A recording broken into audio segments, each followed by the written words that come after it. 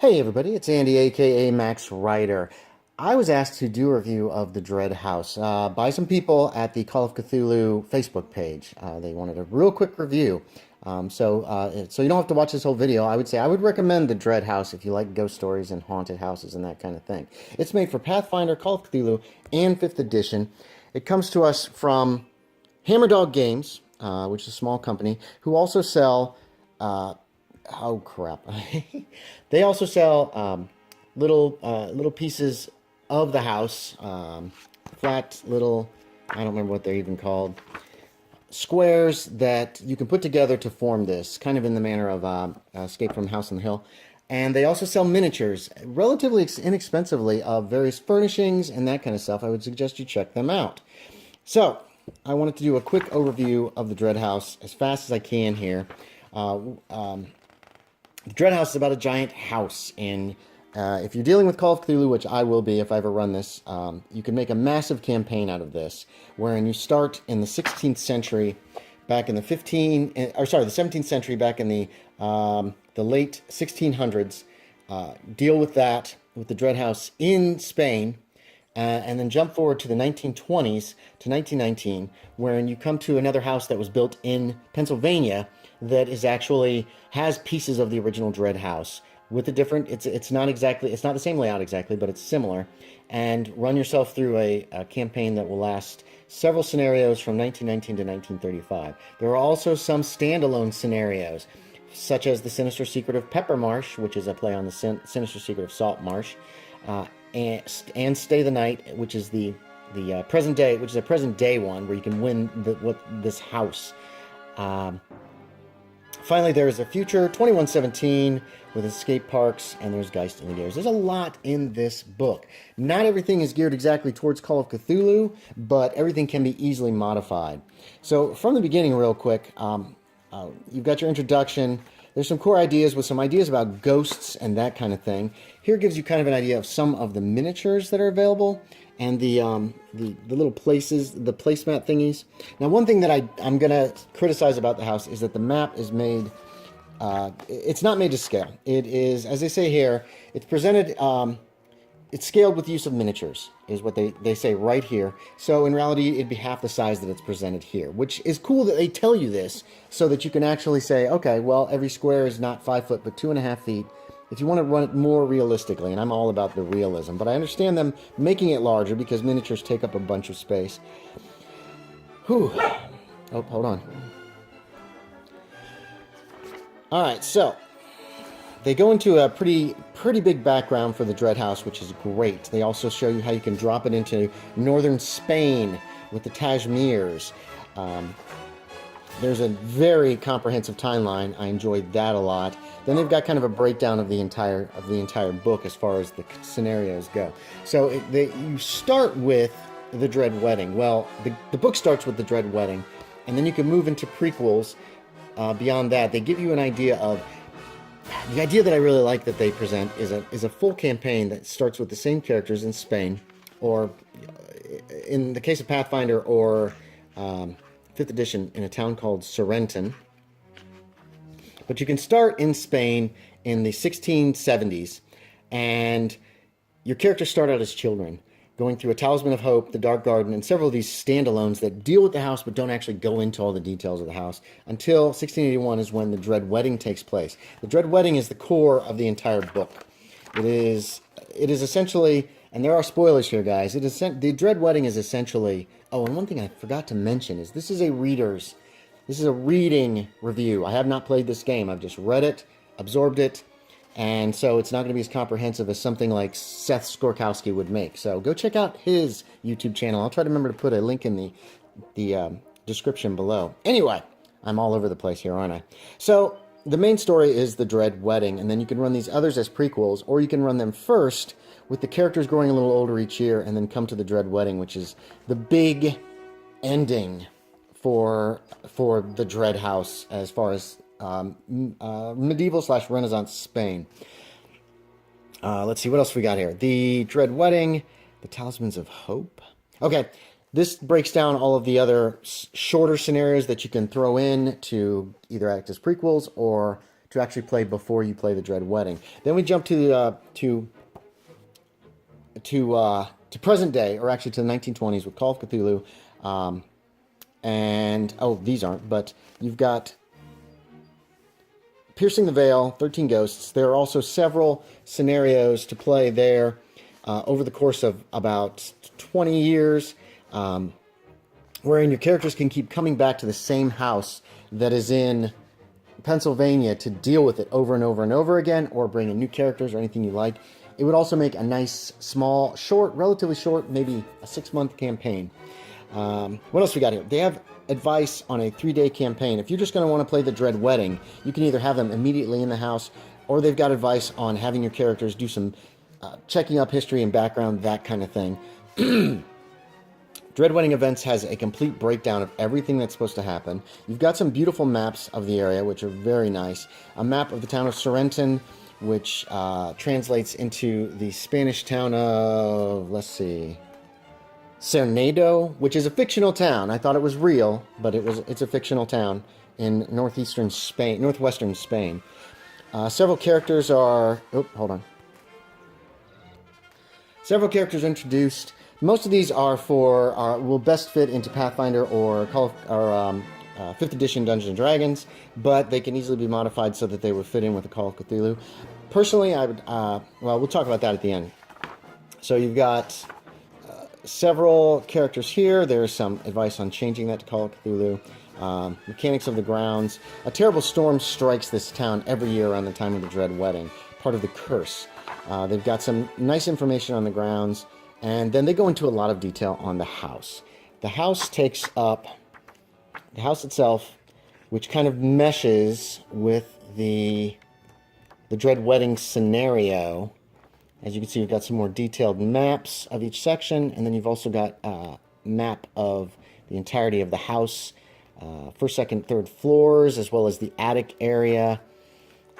Hold on, let me back up here. Oh, I love these pictures here, to be quite honest. So this is roughly 70 pages, 120, about page 51 to 128, and that finishes up the Dread Wedding with dealing with that, and with dealing with the Pumpkin King. I believe that was what he was called. Who's the main antagonist in this case. Then they go into some advice on, hey, how can you make this into a multi-year campaign with the same characters all the way through? And the Signs of Solaria. Solaria is a goddess that they made up, that they have for this town. Again, Pathfinder or 5th edition is mainly what that is set to. But I could see using Call of Cthulhu Dark Ages or something like that. Then we've got your several scenarios here. The Talisman of Hope, which sends your characters onto the grounds and sometimes into the house without actually exploring all the terrors of it. The Dark Garden. These are all short, 5 or 6 pages. 3 to 6 pages each, I think. The Queen of Cats is only 2 pages. The Harrowing Hunter, 2 pages. The Sweep and the Raven. The Good Hound. The Dread Butcher. And finally, the Bride's Carriage. And these are all prequel kind of stuff. Now, Fall of the House of Tashmere, if you want to run this as just a regular dungeon for 5th Ed or Pathfinder, you can. They've marked it all the way through. They've marked the house all the way through, let's see, let's see if I can find it. F-O-T-H-O-T, Fot Hot. And what that means is, here's another monster. And what this assumes is a more dungeon-esque kind of thing, whereas your characters go in, you have to fight your way through the whole thing and just combat. So they've also done that. So this has a lot of applications. The Sinister Secret of Peppermarsh uses the same little thingies, which the name escapes me, but that you can purchase online. You set up it's essentially a sequel to the Sinister Secret of Saltmarsh, wherein the villains have all been taken care of by an earlier party, but the house still seems to be haunted, and town wants you to come in and take a look. So they've set it up pretty much identically to the original. It doesn't have the extensions of Danger at Dunwater and Final Enemy for the whole trilogy thing, but it is a good standalone scenario. Then you've got the actual Call of Cthulhu scenario, which is also potentially adaptable to other systems. But Beyond the Veil is... The house has been brought, at least pieces of it, enough pieces of it have been brought to Middleburg, Pennsylvania, wherein Another house is built in the same fashion by descendants of the Tashmiers, and of course, they're not good people, and the hauntings begin all over again.